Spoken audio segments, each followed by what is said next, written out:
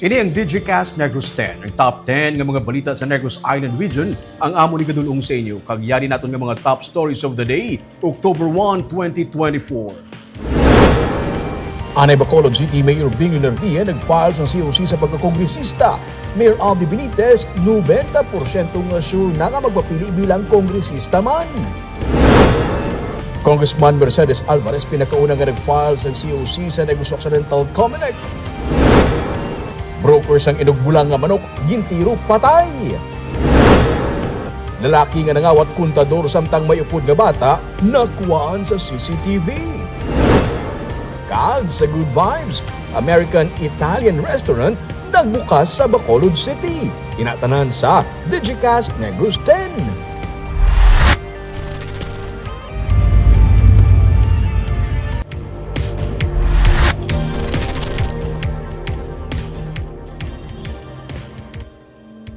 Sa number 10, sa last day lamang sa voters registration, may kapin sa 6,510 ka mga application ang nabaton sa Commission on Elections sa bungos nga probinsya.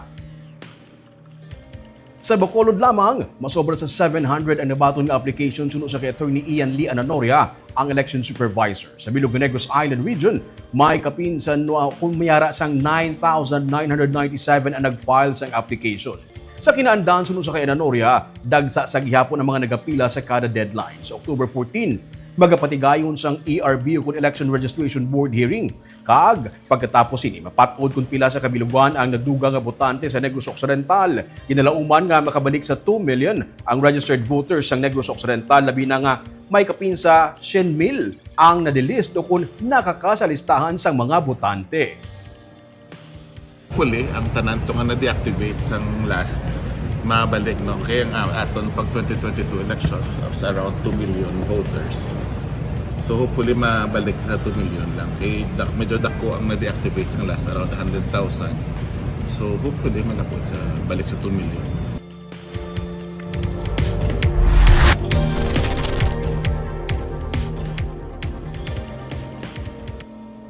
Sa number 9, Bacolod Mascara Coliseum may kapina sa 70% nga nahuman, pero may kinahanglan pa nga 51 million pesos para matapos ang abunga proyekto.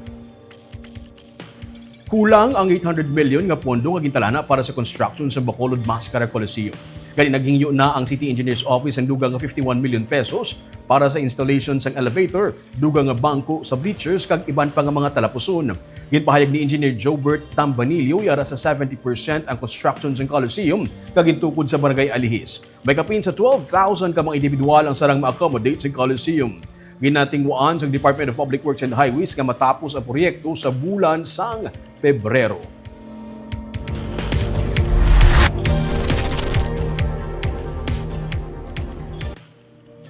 Sa number 8, dugang naman nga 200 million pesos nga pondo para sa pagpatukod sa new government center sa Victoria City ang nahanda na. Nagamit na sa tinilikdan nga administrasyon ang kapin sa 136 million pesos nga pondo halin sa loan agreement agud ibakal sa luta para sa ginaplano nga new government center sa Victoria City. Gani ginakinahanglan nga madugangan ang nabilin nga masobra sa 300 million pesos nga pondo para sa construction sa kapin 500 million nga new government center project kay itukod sa gina-develop nga Sidlak Victoria's Global City sa Barangay 13. Ginpahayag ni incumbent Vice Mayor June B. Bantog III, gin-redesign kag may mga permits pa nga kinahanglan agud nga matigayon nga masuguran ang proyekto. Karon nga ginahanda na ang pondo, ginpasalig ni Bantog nga iya ini suportahan kung mapilian bilang masunod nga alkalde sang syudad. Si Bantog ang napili ang mabulos kay incumbent Mayor Javi Benitez nga nag-anunsyo magapapili sa congressional elections sa 2025.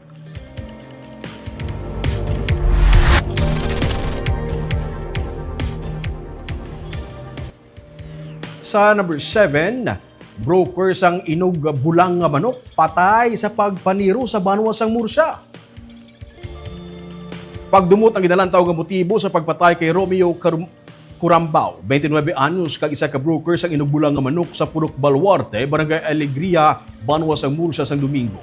Sunod sa kay Police Major Sherwin Fernandez, ang hepe sa Murcia PNP, ang pagbroker sang biktima sang inugbulang nga manok ang isa sa mga ginalantaw nila nga motibo sa pagtiro sa iya kag ginhalinaan sang iya kamatayon. Wala pa sang suspect sa natabuang krimen ng PNP pero may duha ka mga persona nga nagbantay sa biktima antes inigintiro samtang nagasakay sa motor kag angkas pang yapito ka tuig nga bata. Para ng investigasyon sa kapulisan para matumod ang suspect sa krimen.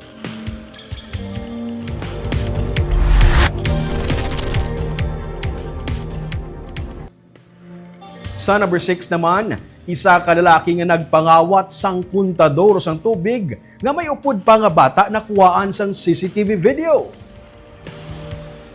Kuha ang ini nga CCTV footage sa may dalan pasulod sa Panaad Park and Stadium sa Barangay Alhi sa Bacolod City kahapon sang aga. Makita nga nagpondo ang isa ka tricycle nga ginadala sang isa ka lalaki samtang may karga nga pasahero nga bata. Nanaog ang driver sa tricycle kag ginkuti ang puntador sang tubig nga nahamtang lang sa sidewalk. May mga nagalabay pa sa dalan nga wala makadipara nga nagapangawat siya. Mga isa lang ka minuto, nakuha niya na ang puntador kag ginkarga sa tricycle katupad sang bata. Gilayon siya nga nagsakay sa tricycle kag nagpalagyo. Sunod sa kay Arlene Diocades, mga alas 8:35 sang aga natabo ang pagpangawat sang kahapon. Nahalita ng ilang store kung sa diin nagaangot ang among kontador sa tubig. Nagapanawagan siya sa mahimo makakilala sa sini nga persona nga mag-report sa PNP para madakpan ang among persona nga wala nagapang duha-duha magpangawat bisan sa atubang pa sang bata.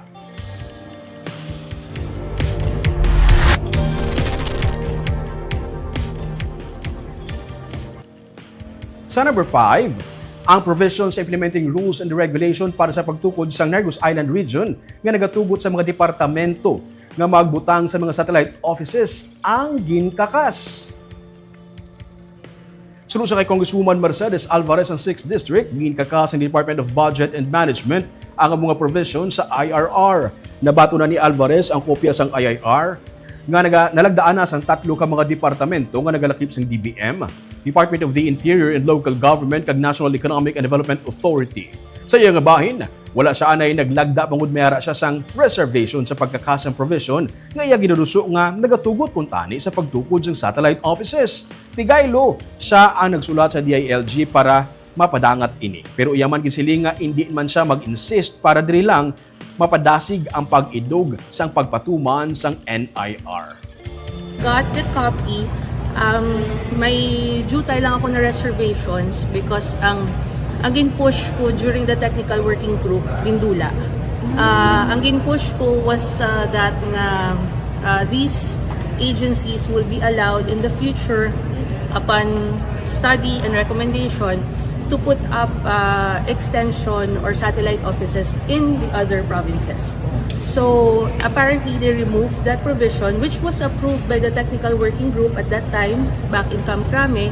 So why ko na nagpirma but nagpadala lang ko letter trying to seek na ibalik nila atong provision. But of course for expediency purposes, I just want mag-move forward na kita. I won't really insist on it anymore.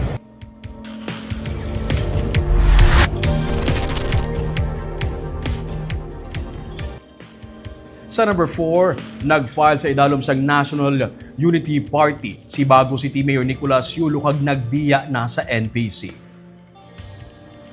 Matapos ang 20 ka tuig nga nangin katapos ang Nationalist People's Coalition, nag-resign si Yulo gikan sa partido. Kaupod si Vice Mayor Ramon Torres nga 33 na katuig naman nga naging miyembro sang NPC. Patag ni Yulo nga katapo man sa local party ng United Negros Alliance antes pa man kin-endorso sa NPC si Engineer Lea Delfinado nga magapapili kongresista sa 4th District. May commitment na sila sa kay Vice Governor Jeffrey Ferrer nga magapapili congressman sa 4th District. Si Ferrer kag Yulo pareho nga katapos ang UNEGA kung siniin si Ferrer nagaserbi nga presidente. Sunod sa kay Yulo, nakonsulta man sila sa NPC bahin diri. Tungod sang pag-endorso sang NPC kay Delfinado, mabutang sila sa alang-alang sunod sa iya. Nabalo naman kitatanan na si Vice Gov madagang congressman. And so even before nila ginominate si ang kasumpong ni Vice, may agreement na kuya kay hindi lang kay sa subong kundi sa nagliligad pa ng mga eleksyon. So malaway sa amon part. By the way, no, I've been in NPC. It's my only party and I've been with the party for 20 years. ang aton Vice Mayor nga nauna sa aton sa politika, 33 years na sa NPC. No? So, kalaway sa amon nga may kandidatong NPC, tapos hindi kami ka-suporta kay tungod nga, of course, ang relasyon naton sa kay Vice Gov, madugay na. No?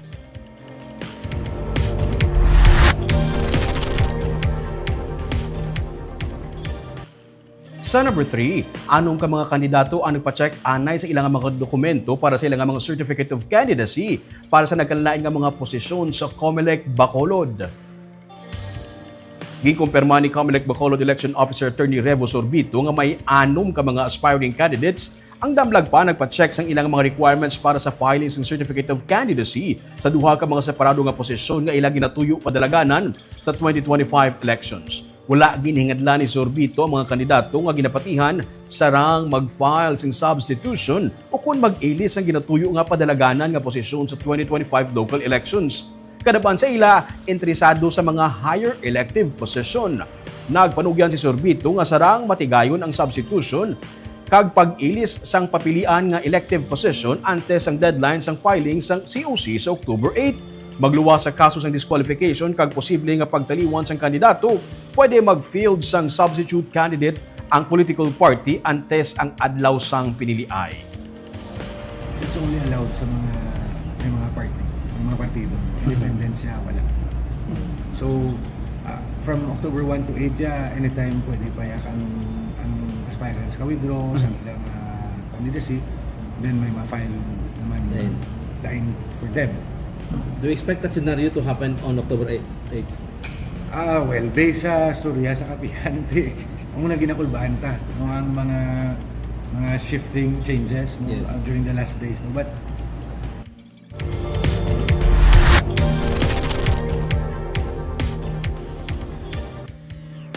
Sa number 2, formal na nga nagsugod ang pag-file sa Certificate of Candidacy subong nga adlaw. Sa Negros Occidental, pinakauna nga nag-file ang re-electionist sang 6th District na si Congresswoman Mercedes Alvarez. Samtang isa naman ka kandidato kung luyag magpapili bilang gobernador nga taga-Cantoni, kag intiglawas ang iaupod nga mangunguma ang ma-file kung tani isang COC sa pagkagobernador apang wala ginbaton sang COMELEC bangod kulang ang iyang mga dokumento. May report si Barbara Mijares. Temprano pa nagpadulong sa Social Hall sa Provincial Capital si re-electionist Congresswoman Mercedes Alvarez ng 6th District. Yara karon sa una niya nga term subong si Congresswoman Alvarez nga damlag pa nagtapos ang 3 niya ka termino sa Kongreso. Upod niya nga nag-file sang COC si re-electionist 6th District Board Member Jeffrey Tubola kag hinablos nga si Palay Councilor Genaro Ralph Alvarez IV nga magapapili board member sa 6th District. Sa idalom sila sa Nationalist People's Coalition. Hindi anay duyag ni Congresswoman Alvarez ipatpat ang iya nga mga plano kag proyekto karon nga wala pa man ang kampanya. Nagupod sa ila nga filing si anay Vice Governor Genaro Limao Alvarez nga amay sang kongresista kag iya nga utod nga si Ilog Mayor John Paul Alvarez sa pagpakita sang suporta. Samtang dungan nga nag-file sang ila nga COC sa pagka-board member sa 4th District si Bago City Mayor Nicolas Yulo kag Patricia Paula Alonso Valderrama sa idalom sang National Unity Party. Yara na sa iya nga 3rd and final term si Yulo kag luyag niya man nga maserbisyuhan ang 4th District sa karon.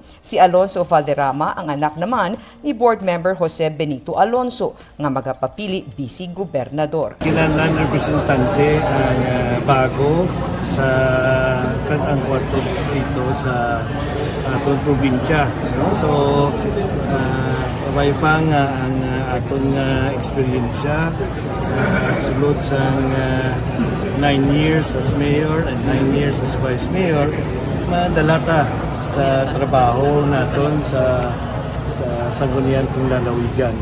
Samtang wala naman ginbaton sang COMELEC ang COC nga kuntani iga-file ni Alicia Cusay Baviera para kay Ferdinand Itabag Diego alias Bongbong Gorilla sang kanduni para sa pagkagobernador. Patahag ni Attorney Ian Lee Anonoria, ang Provincial Election Supervisor dapat mayara sang authority to file si Baviera gikan kay Diego. Suno kay Baviera, wala man kuno abi nakasaad ini online. Mga mangunguma sila kagkatapos ang mama o kunang mangungumang masinanyugon. Mga evacuee sila suno sa iya sang Operation Thunderbolt sadto. Asosasyon sa Kabukiran. Anong asosasyon? Mama, mangungumang masinanyugon. Mama. Sa diin. Asang una, mangungumang masinanyugon multipurpose cooperative. Evacuate kami sa Thunderbolt operation mo. That is why ginapakiglaban niya ang mga mangunguma dito sa Kabukiran.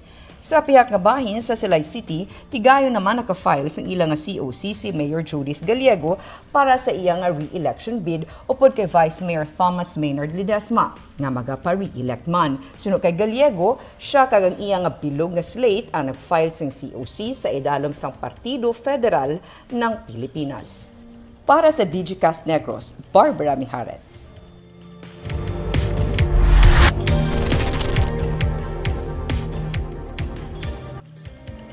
Kag sa numero 1 sa mga balita subong adlaw. Anay Bacolod City Mayor Evelio Bing Leonardia nag-file sa Certificate of Candidacy sa pagka-kongresista. Gani, liwat kag ginapaabot ang pagsambuha nila ni incumbent Mayor Albi Benitez matapos magpagwa man sa pahayag ang campus ang alkalde nga 90% na siya nga sigurado nga magapapili man bilang kongresista. May report si Nico Delfin.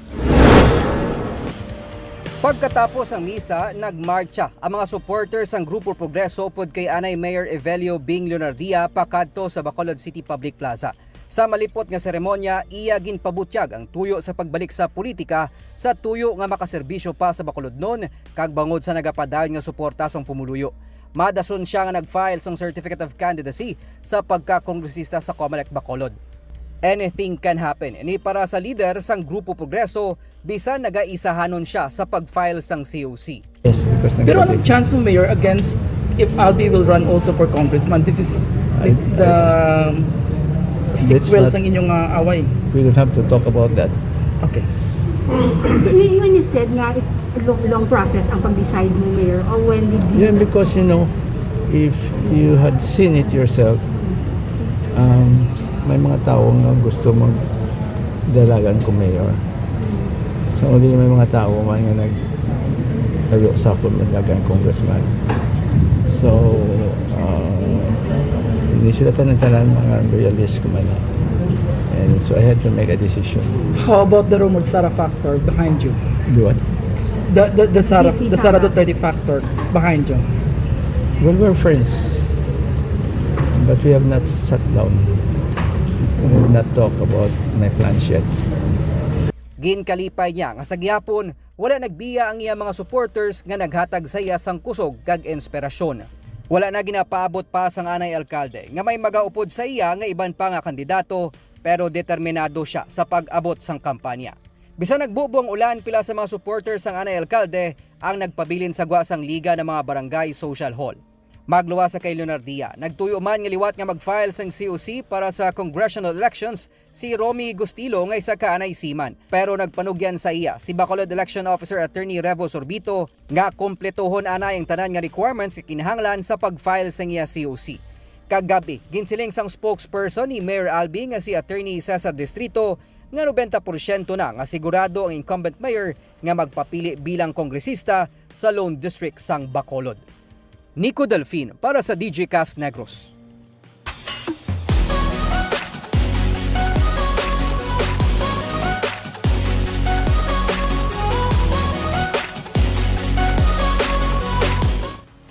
Halin sa mainit nga balita, parte politika, pang good vibes naman.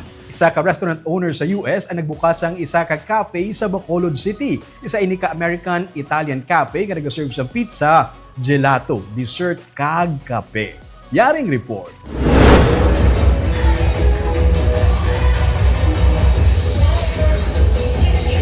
Sa first days ng October, ang Mascara Festival Month, formal man nga nagbukas sa publiko ang Sugary Cafe and Gelato. Isa ka American-Italian-inspired nga restaurant nga ginapanag-iyahan sang American National nga resto owner sa US nga si Michael Strauss kag sang iya misis nga sa Ilona. May barbecue restaurant sila kag gastropub. Ang original nga plano nila, gamay lang kuntani nga gelato, coffee shop kag bakery ang ilabuksan sa Bacolod kay taga-diriman ang iya nga misis, pero nagdamo pagid ang ilang mga idea kag subong amo na sini kadako ang ilang resto sa may circumferential road sa O Square building sa linyada lang sang Jack and Jill School sadto sa home site. So our original idea was to open a small little gelato coffee shop bakery. That's the original plan. That was just something very small. And then little by little, the idea started growing to add pizza and sandwiches, like a little more taste of Philadelphia from where we're from. So that's what we decided to bring here. Specialty nila ang pizza kag gelato. Sila mismo ang nagahimo sang dough. High hydration dough ang ila ginagamit ukon madamo sang water content gani mas mahapos ma-digest.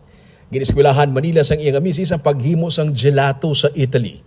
Isa man ini ka bakery, gani kadamo sang pilian nga dessert nga available diri. Istorya niya, hindi man siya isa ka chef kag isa lang gid siya ka persona nga mahilig magluto kag hilig lang gid ang pagkaon. Nagaistorya siya sa mga customer para matagaan man siya sang feedback. I am not a professional chef. I'm just a guy that loves to cook, that owns restaurants, that's been thrown in the kitchen many times. But I'm very passionate about food. And anytime I talk to customers every day, every time they give me feedback. A taste of Philadelphia in Bacolod ang gusto nila dalon diri. Halin sa pagkaon, pakadto sa interior sang restaurant. Sa ila sige-sige nga operation, ginaplano pagid nila nga magdugang sa ilang nga menu pareho sang pasta kag salad. Our interior, if you want to see, this is like Philadelphia. So it's like American Italian. So we both in a restaurant business for like 8 years in the US. So now that we're coming back here in Bacolod, and this is our passion. We love serving food to people. Sa opening sang resto, gin-turn over man sa ila sang MRK Construction Design and Build. Ang kumpanya nga nagtukod kag nag-design sang ilang American-Italian inspired nga resto ang nahuman nga restaurant. Nagpasalamat ang mag-asawa sa MRK Construction nga naging posible ang ilagi na handom nga resto pinagi sa construction firm.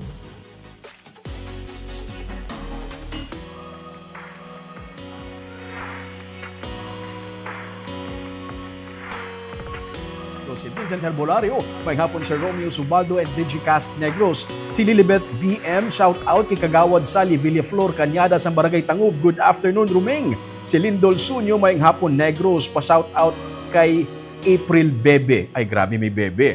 Si Hensley Cecil Alguna, Mumbai. Good afternoon, Digicast Negros 10. RH Tata, good afternoon, NIR. Si Ray Tuhaw Tinyosan, may hapon, Digicast Negros. Si Glenn Montero, good afternoon, Sir Ruming. Kag sa Digicast Negros kay si Gerald Diagono Estrado, mayong hapon, Digicast Negros watching from Riyadh, Kingdom of Saudi Arabia. Kag amo ito mga top 10 nga balita sa Negros Island Region subong adlaw tubtub sa buwas. Ako si Romeo Subaldo, mayong hapon.